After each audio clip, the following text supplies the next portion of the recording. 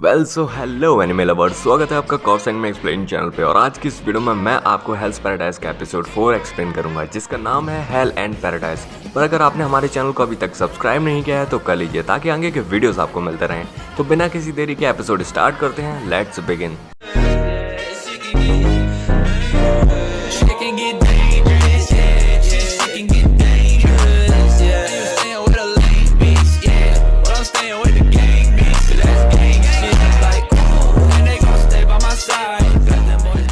Episode की start में हम ब्लेड ड्रैगन तामियो को चलते हुए देखते हैं, जो कि कह रहा था कि पूरे 8 राज्यों में वो सबसे ताकतवर तलवारबाज है और उसके बाद से मैंने अपने से ज्यादा ताकतवर इंसान को ढूंढना बंद कर दिया।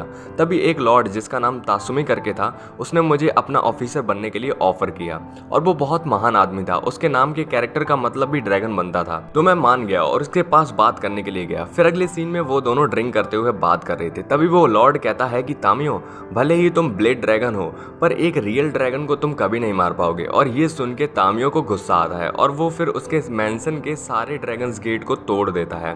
फिर हम प्रेजेंट में आते हैं, जहां उसका एग्जीक्यूशनर फ्यूची बोलता है कि तुम्हारा गुस्सा तो बहुत वायलेंट है और मुझे समझ नहीं आया लॉजिक कि तुमने उसके मैंसन्स के गेट क्यों काटे।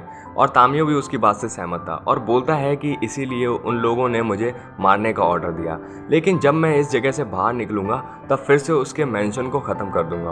और ये सुन के फ्यूची को फिर से उसका लॉजिक समझ नहीं आता। तामियो बोलता है कि मुझे तो तुम लोग समझ में नहीं आते, हथियार तुम्हारे पास हैं डायसेक्शन करने के लिए डेड बॉडीज के। आखिरकार ये बताओ कि क्रिमिनल्स को मार के तुम्हें खाना कैसा लगता होगा। और फ्यूची बोलता है कि मैं एक असाइमन हूँ, यमादा असाइमन फ्यूची, और हम सिर्फ लोगों को मारते ही नहीं बल्कि उनकी डेड बॉडीज से डायसेक्शन करके दवाई भी बनाते हैं और तलवारों को टेस्ट भी करते हैं। और ये काम तुम्हारे काम से तो ज्यादा अच्छा है। और वो अपनी तलवार तामियो को धमकाने के लिए दिखाता है कि हमारी कभी इंसल्ट मत करना। और तामियो को उसकी स्वॉर्ड में अपनी मौत नजर आ रही थी, पर वो शांत होकर उसकी तलवार से अपनी रस्सी काट लेता है। फिर वो चलते हुए फ्यूची तामियो से पूछता है कि अब क्या करना चाहते हो। तामियो बताता है कि अब कंपटीशन कम करना है, जिससे कि वो एलिक्सिर ऑफ लाइफ यानी अमृत को अकेले ढूंढ सके, और इसी दौरान मैं कुछ अच्छी लड़ाई भी लड़ लूंगा। और इस बार फ्यूची को उसका लॉजिक समझ आ रहा था और बताता है कि ये काम जहरीले इंसेक्ट का पॉइजन बनाने जैसा है। जितना तुम वेट करोगे वो इंसेक्ट उतने ही ज्यादा जहरीले होंगे। पर क्या ये काम सच में सही से खत्म होगा, क्योंकि यहाँ सारे इंसेक्ट नहीं है और सोंगनाते भी शांत नहीं रहेगी और यहाँ पर नए नए इंसेक्ट भेजती रहेगी। और उसका इंसेक्ट से मतलब क्रिमिनल से था, और अगर वो और क्रिमिनल्स आ गए तो यहाँ दिक्कत आ जाएगी। फिर तभी हम तामियो और फ्यूची को उन बड़े बड़े मॉन्स्टर से घिरा हुआ देखते हैं, और सागरी और गाविमारू भी एक मछली जैसे मॉन्स्टर और अजीब से इंसेक्ट से घिरे हुए थे और वो लड़ाई करने के लिए तैयार थे। पर गाविमारू सोचता है कि ये क्या, ये मछली है या फिर कोई अजीब सा क्रीचर, क्योंकि इसने प्रेयर करने वाले बीड्स यानी पूजा करने वाली मालाएं पहन रखी थी और उसे लगता है कि ये पूरा आइलैंड ही मुसीबत है, और सागरी से पीछे रहने के लिए बोलता है। कि तभी वो मॉन्स्टर अपनी हाथों की मालाएं तोड़ के गाविमारू पे अपने सारे हाथों से हमला करता है, पर गाविमारू उन्हीं हाथों पे चढ़ के उसका मुंह तोड़ देता है। और फिर से वो मॉन्स्टर अपने हाथों से उस पर हमला करता है, पर गाविमारू बाल बाल बच जाता है और सागरी चिल्लाती है, पर गाविमारू उसे पीछे रहने के लिए बोलता है। और फिर तभी गाविमारू को अपने विलेज के चीफ की बात याद आती है कि शिनोबी का रूल नंबर 5 ये है कि कभी भी अनजान दुश्मन से फाइट मत करो। और वो भागने की सोचता है, पर सोच रहा था कि अकेले भागूं या साथ में। पर तभी वो मॉन्स्टर उस पर अपने शार्प टेंटिकल से गाविमारू को हमला करता है, पर गाविमारू कैसे भी करके बच जाता है और उसे चोट लग गई थी।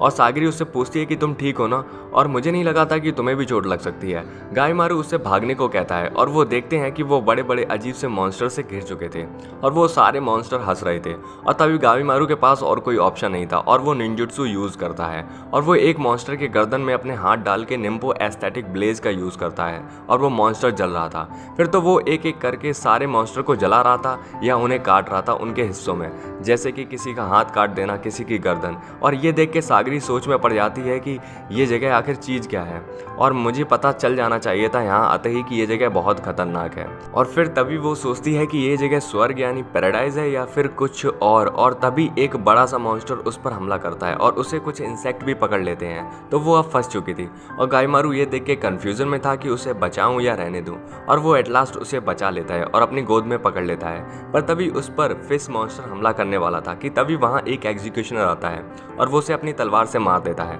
सागरी ये देख के शॉक थी कि वहां पे 2 एग्जीक्यूशनर एक क्रिमिनल के साथ क्या कर रहे हैं, और वो यूजिरिया थी जो कि एक निंजा थी। और वो ये देख के शॉक थी कि ये सारे मॉन्स्टर गाविमारू ने अकेले ही मार दिए। और तभी गाविमारू को अपनी वाइफ की एक बात याद आती है कि जब भी कोई कोई तुम्हारी जान बचाए या फिर तुम्हारी हेल्प करे तो उसे थैंक यू बोलना चाहिए। और वो उस एग्जीक्यूशनर को थैंक यू बोलता है। पर यूजिरिया से पूछता है कि तुमने मेरी जान क्यों बचाई, तुम तो दुश्मन हो ना। पर यूजिरिया बोलती है कि इतना जल्दी भी मत करो और गाविमारू के पास उसे रिझाने की कोशिश करती है और बोलती है कि मैं एक प्यारी सी लड़की हूँ, क्या तुम मेरी जान नहीं बचाओगे। पर तभी गाविमारू उसका हाथ पकड़कर उसे गिरा देता है और बोलता है कि तुम मुझे ऐसे फंसा नहीं सकती, मैं कुनोइची यानी निंजा के सारे मेथड्स जानता हूँ। यूजिरिया बोलती है कि मैं बस ट्राई करना चाहती थी, पर मैं सच में तुम्हारे साथ काम करना चाहती हूँ। वैसे भी 5-3 से ज़्यादा सेफ है। और सागिरी पूछती है कि तुम्हारे पास 2 एग्जीक्यूशनर क्या कर रहे हैं, और वो बोलती है कि अच्छा ये, और वो बड़ा वाला एग्जीक्यूशनर बताता है कि मैं यामादो असाइमन गेंजी हूँ और मेरा क्रिमिनल था माकियो, और जब वो इस लड़की ने जाल में उसे फंसा के मार दिया तो मैंने सोच लिया कि ये लड़की अकेले संभाली नहीं जा सकती और मैंने भी ज्वाइन कर लिया। पर गाविमारू और सागिरी को उसकी बात पर ज़्यादा भरोसा नहीं था, क्योंकि साफ साफ पता चल रहा था कि गेंजी को उस लड़की यानी यूजिरिया पर क्रश है। और सागिरी बोलती है कि वैसे भी लड़कियां गेंजी की हमेशा वीकनेस रही हैं। और तभी दूसरा असाइमन सेंतो अपने आप को इंट्रोड्यूस करता है, जो कि इस लड़की को असाइन किया गया था। पर तभी यूजिरिया बीच में बोलती है कि हम यहाँ मॉन्स्टर से और इंसेक्ट से बचते हुए आए हैं और ये जगह बहुत खतरनाक है, तो मुझे तुम्हारी ज़रूरत है। पर गाविमारू बोलता है कि तुमने मुझे बेकार बोला था ना, याद है ना। पर वो बोलती है कि मुझे तो ऐसा कुछ याद नहीं है। और सागिरी बोलती है कि देखो, जब तक तुम लोग साथ में काम कर सकते हो तब तक मुझे कोई प्रॉब्लम नहीं है।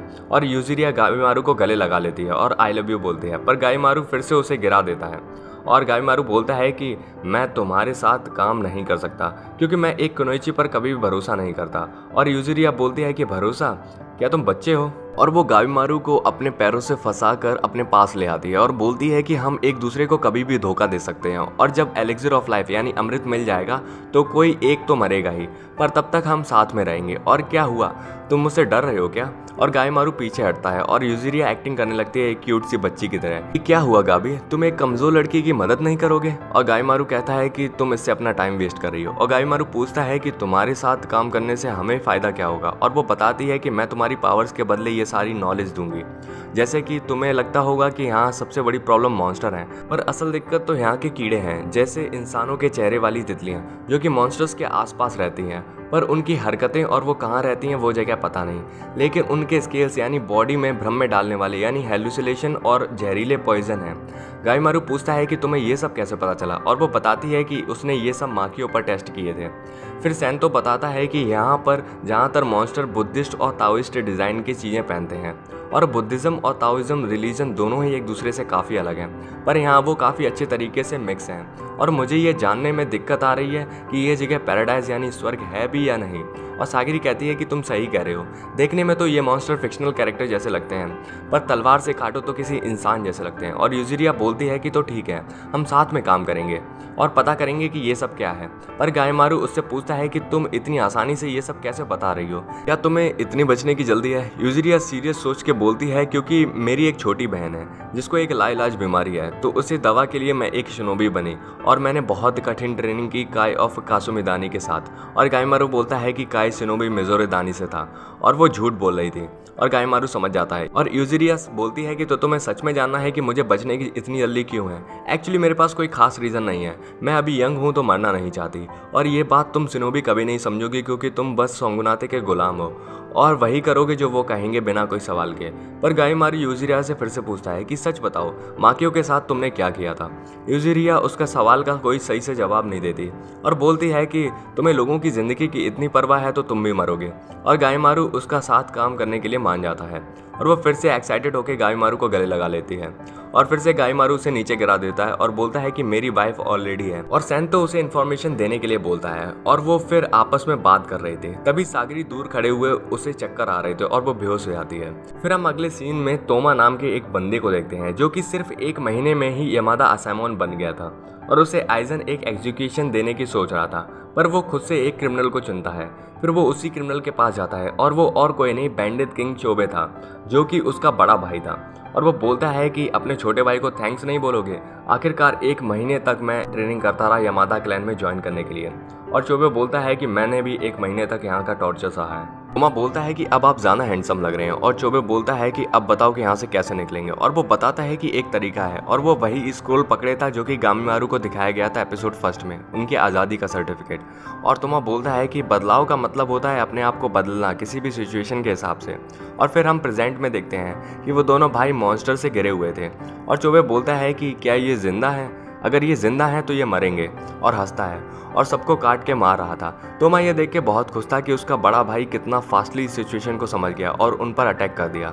फिर हमें उनकी पास्ट लाइफ दिखाई जाती है और वो बताता है कि जब हमारे क्लैन के लॉर्ड ने एडो कासल पर हमला किया तो उनके क्लैन को बंद कर दिया गया, और तब हमारी मॉम की डेथ हो गई और हम गरीब भी थे, और फिर हमारे डैड की भी मौत हो गई लॉर्ड से बदला लेने के लिए। और तब भी चोबे बहुत स्मार्ट था और उसने सारी सिचुएशन समझ ली, और कुछ बैंडिट किंग ने फिर हम पर हमला किया और चोबे ने वो भी समझ लिया और उन्हें कंट्रोल करने लगा। और फिर एक रात चोबे को हम फंसते हुए देखते हैं और वो अपने भाई तोमा से भागने के लिए कहता है, जिससे कि वो बाद में आके उसे बचा सके, और उसे उस पर भरोसा था। और तोमा बोलता है कि यहाँ ये वो वर्ल्ड नहीं है जहाँ स्ट्रॉन्ग वीक पर कंट्रोल करते हैं, ये बस एक सर्वाइवल गेम है जो यहाँ स्ट्रॉन्ग नहीं हो सकता। और तभी चोबे बोलता है कि हम उनके बीच से निकलेंगे, और वो दोनों भागते हैं। और तोमा बोल रहा था कि एक ऐसी सिचुएशन जो तुम समझ नहीं सकते वही सबसे अच्छी चॉइस होती है, और मेरा भाई इन सब चीज़ों में जीनियस है, पर एक चीज़ है जो कभी नहीं बदलेगी। और तभी एक मॉन्स्टर तोमा के बाल पकड़ लेता है, पर चोबे उसे बचाता नहीं और आगे बढ़ता है। और तोमा बोलता है कि जो अपने आप को बदल नहीं सकता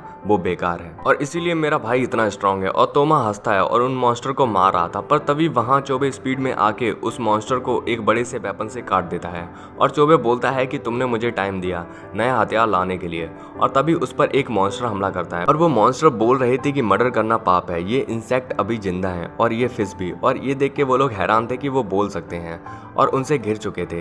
तोमा को लगता है कि क्या ये सच में देवता है, और क्या हम हेवन में हैं या फिर हेल में, जहां हमारे पापों का हमें पनिशमेंट मिलेगा।